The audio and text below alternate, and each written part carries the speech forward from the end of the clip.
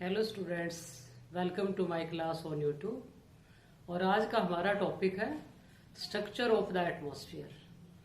पिछले लेक्चर में हम पढ़ चुके हैं कि स्ट्रक्चर किसे कहते हैं। स्ट्रक्चर मीन्स बनावट, आउटलुक। और इसमें भी स्ट्रक्चर में भी हम दो तरह से, किसी भी वस्तु की दो तरह की स्ट्रक्चर हम पढ़ सकते हैं। एक तो बाहर से जो दिखाई देती है वो, एक आंतरिक संरचना भी हम कह देते हैं। जैसे अर्थ के बारे में बात करते हैं कि पृथ्वी की आंतरिक संरचना कैसी है। इसी तरह से मान लो प्याज है हमारे पास, तो प्याज की हम एक तो आउटलुक देखेंगे कि कैसा दिखाई देता है। एक प्याज के बारे में हम अंदर से अगर देखना चाहेंगे तो पहले जैसे छिलका हटाते हैं, फिर एक परत, फिर दूसरी परत, फिर तीसरी परत, तो क्या कहेंगे हम, इसकी आंतरिक संरचना कैसी है, परतदार है, लेयर्ड स्ट्रक्चर है इसकी, इंटरनल जो स्ट्रक्चर है वो। दूसरी तरफ एक और एग्जांपल लेते हैं, जैसे मान लो टमाटर है हमारे पास और उसको हम कट कर देते हैं बीच में से, तो उसका अंदर का जो भाग है वो लेयर्ड नहीं है, बल्कि क्या होगा, ऊपरी जैसे छिलका होगा, फिर अलग भाग होगा, फिर अंदर वाला भाग जो बीज वाला भाग है वो अलग तरह का होगा। तो इसकी जो संरचना है प्याज की, वो प्याज से अलग है। तो लेकिन वायुमंडल की संरचना की कैसे बात करेंगे। वायुमंडल की संरचना कैसी है, क्योंकि हम ये कहते हैं कि वायुमंडल को तो हम देख ही नहीं सकते।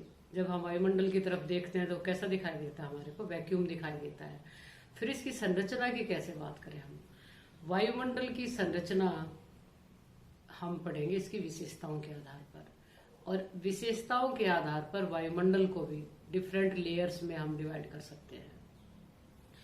और कौन कौन सी विशेषताएं हैं वो, दो महत्वपूर्ण विशेषता हम कंसिडर करेंगे, एक डेंसिटी वायुमंडल की और दूसरा टेम्परेचर की स्थिति।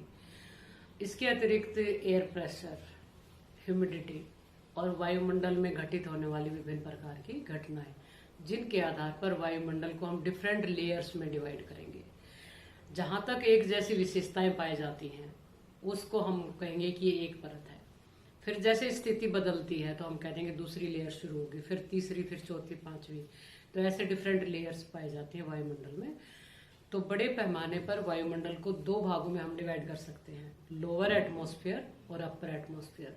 लोअर एटमॉस्फेयर कहाँ तक है, धरातल से 50 किलोमीटर की ऊंचाई तक का भाग लोअर एटमॉस्फेयर कहलाता है। और अपर एटमॉस्फेयर 50 किलोमीटर से वायुमंडल की ऊपरी सीमा तक। वायुमंडल की ऊपरी सीमा कभी भी फिक्स नहीं कर पाते हम, निर्धारित चलो कर लेते हैं एक टाइम के लिए। जैसे आजकल ये कहा जाता है कि वायुमंडल 80,000 किलोमीटर की ऊंचाई तक पाया जाता है, लेकिन आने वाले समय में हो सकता है कि ये सीमा और ऊपर तक चली जाए और पता चले कि इससे ऊपर भी वायुमंडल पाया जाता है। तो आज हम पढ़ेंगे, सबसे पहले आज हम पढ़ेंगे निचला वायुमंडल, लोअर एटमॉस्फेयर।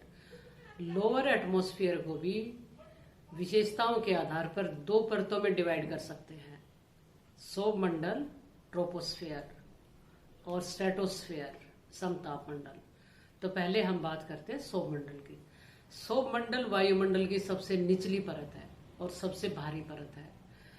वायुमंडल का जितना टोटल एटॉमिक वेट है या गैस भार हम कह सकते हैं, उसका 75% भार जो है इसी परत में निहित है।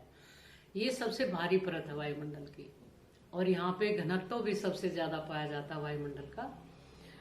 वायुमंडल की इस परत की ऊंचाई भूमध्य रेखा के ऊपर 18 किलोमीटर और ध्रुवों के ऊपर 8 किलोमीटर पाई जाती है। इसकी जो एवरेज हाइट है वो 13 किलोमीटर है धरातल से।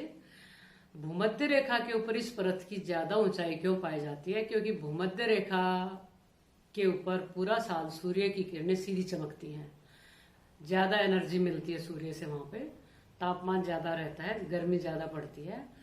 तो वहां पे धरातल के संपर्क में जो हवा आती है वो गर्म होके ऊपर उठती रहती है, और ऊपर से ठंडी हवा उसका स्थान लेने के लिए आती रहती है, फिर वो भी गर्म होके ऊपर।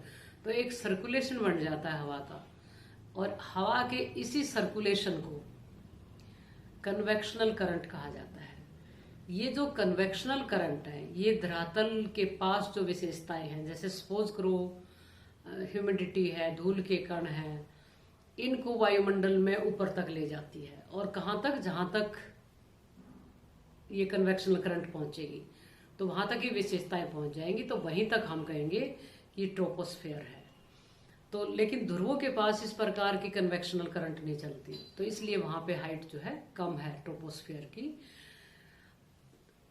इस परत में क्योंकि कन्वेक्शनल करंट चलती है, इसलिए इसको कन्वेक्शन जोन भी कहा जाता है, संवहनीय परत भी कह देते हैं इसको। वायुमंडल की इस परत में ऊंचाई के अनुसार तापमान कम होता जाता है। हर 165 मीटर की ऊंचाई पर जाने के बाद 1 डिग्री सेल्सियस तापमान कम हो जाता है, या हम ये कह सकते हैं कि प्रति किलोमीटर 6.4 डिग्री सेल्सियस टेम्परेचर कम होता चला जाता है। इसको नॉर्मल लैप्स रेट कहा जाता है, सामान्य ह्रास दर कहा जाता है।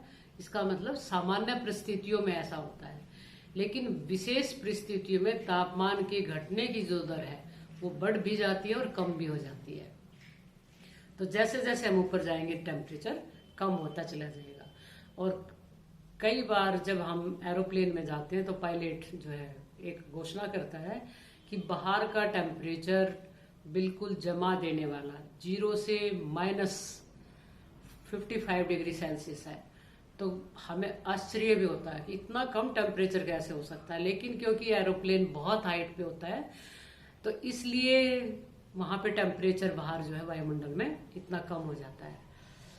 और इस परत में वायुमंडल की बहुत ही महत्वपूर्ण घटनाएं घटित होती हैं, जैसे इवेपोरेशन, कंडेंसेशन, बादल बनना, वर्षा होना, स्नोफॉल होना, बिजली चमकना और हवा चलना। ये वायुमंडल की परत की वो है विशेषताएं। इसलिए ये परत हमारे लिए बहुत ज्यादा महत्वपूर्ण परत है। इस परत में भारी गैसें और जो इम्पोर्टेंट गैसें हैं वो सारी पाई जाती हैं। और इस परत के अंदर धूल के कण, धुएं के कण पाए जाते हैं जो आर्द्रता ग्राही कण है। इन्हीं की वजह से बहुत सारी घटनाएं घटित होती हैं इस परत में। इस परत की हमारे लिए सबसे ज्यादा इम्पोर्टेंस है क्योंकि ये धरातल के सबसे नजदीक वाली परत है और इसमें ऑक्सीजन पाई जाती है जिसके द्वारा पृथ्वी के ऊपर जीवन संभव है। इस परत के ऊपर 1.5-2 किलोमीटर की मोटी एक परत पाई जाती है, जिसमें इसकी जो विशेषताएं हैं वो खत्म होनी शुरू हो जाती है और दूसरी परत की भी कुछ विशेषताएं शुरू हो जाती है। यानी वो मिश्रित परत हम उसको कह देते हैं। संवहनीय धाराएं चलनी बंद हो जाती हैं और जो मौसम संबंधी घटनाएं वो खत्म हो जाती हैं। तो परिवर्तन जो तापमान ऊंचाई के अनुसार कम होता जा रहा था वो कम होना बंद हो जाता है। तो इस भाग को जो 1.5-2 किलोमीटर मोटी जो परत पाई जाती है उसको सोभ सीमा कहा जाता है, ट्रोपोपॉज कहते हैं, क्योंकि इसमें कोई मौसम संबंधी घटनाएं घटित नहीं होती, परिवर्तन नहीं होता किसी तरह का। इसलिए इसको क्या कहा जाता है, मौसम परिवर्तन की छत, रूफ ऑफ वेदर चेंज कहा जाता है इसको, सोभ सीमा को। अगली परत कौन सी है वायुमंडल की, लोअर एटमॉस्फेयर की, स्ट्रेटोस्फेयर, समतापमंडल। सौरमंडल के ऊपर 50 किलोमीटर की ऊंचाई तक ये परत पाई जाती है। इस परत में तापमान ऊंचाई के अनुसार पहले स्थिर रहता है और फिर धीरे धीरे बढ़ना शुरू हो जाता है, इसीलिए इसको समतापमंडल कहा जाता है। इस परत में जो महत्वपूर्ण विशेषता है वो क्या है कि इसकी जो हाइट है यानी थिकनेस ध्रुवों के ऊपर ज्यादा और भूमध्य रेखा के ऊपर कम है। कारण क्योंकि भूमध्य रेखा के ऊपर ट्रोपोस्फेयर ज्यादा ऊंचाई तक है और ध्रुवों के ऊपर सिर्फ 8 किलोमीटर है। तो वहां पे ये परत कहां से शुरू होगी, 8 किलोमीटर से, और कहां तक, 50 किलोमीटर तक। और भूमध्य रेखा के ऊपर 18 किलोमीटर से शुरू हुई है, उससे भी ऊपर कई बार शुरू होती है, और फिर 50 किलोमीटर। तो वहां पे इसकी थिकनेस काफी कम पाई जाती है। इस परत में 20 किलोमीटर से लगभग 35-40 किलोमीटर के बीच का जो भाग है वहां पे ओजोन पाई जाती है, इसीलिए इस भाग को ओजोन लेयर भी कहा जाता है। और ओजोन जो गैस है वो हमारे लिए बहुत इंपॉर्टेंट है। ओजोन परत का हमारे लिए बहुत ज्यादा महत्व है क्योंकि ओजोन जो गैस है वो सूर्य से आने वाली जो अल्ट्रावायलेट रेज है उनको सोख लेती है, पृथ्वी तक आने नहीं देती। तो हमारे लिए कवच का काम करती है, सुरक्षा कवच है वो हमारा। अगर अल्ट्रावायलेट किरणें पृथ्वी तक आ जाती तो वो बहुत ज़्यादा हानि पहुंचाती है हमारे को। इसके अतिरिक्त इस परत में क्योंकि धूल के कण, धुएं के कण नहीं पाए जाते, तो ये क्लियर रहती है, कोई बादल नहीं बनते, कंडेंसेशन की क्रिया नहीं होती, नमी भी कम ही होती नहीं लगभग। तो इसलिए इस परत की एक और इम्पोर्टेंस है हमारे लिए, क्योंकि किसी तरह की मौसम संबंधी घटनाएं नहीं घटित होती तो एरोप्लेन इस लेयर में से होके चलते हैं। तो ये भी बहुत महत्वपूर्ण रोल है इस परत का।